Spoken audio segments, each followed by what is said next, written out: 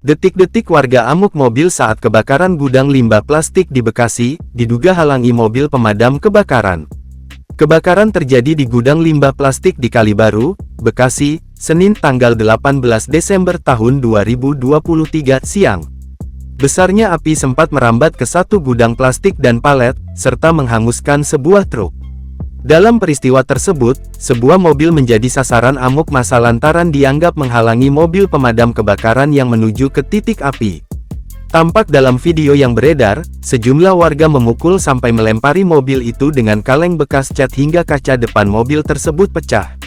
Beberapa warga yang lain pun berusaha menenangkan warga yang terlanjur mengamuk. Sementara itu, melansir Kompas.com, belum diketahui penyebab kebakaran ini. Api diduga dari bagian belakang gudang hingga menyambar ke limbah plastik dan membesar. Api menghanguskan dua gudang limbah plastik yang diduga berasal dari bakaran sampah. Kebakaran juga sempat menimbulkan beberapa kali ledakan.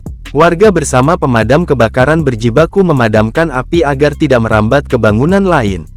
Api sulit dipadamkan lantaran membakar tumpukan atau bal-balan plastik dan palet. Selain menghanguskan gudang, api juga menghanguskan satu truk. 10 unit mobil pemadam kebakaran dari kota Bekasi dikerahkan ke lokasi. Api baru bisa dipadamkan 2 jam kemudian.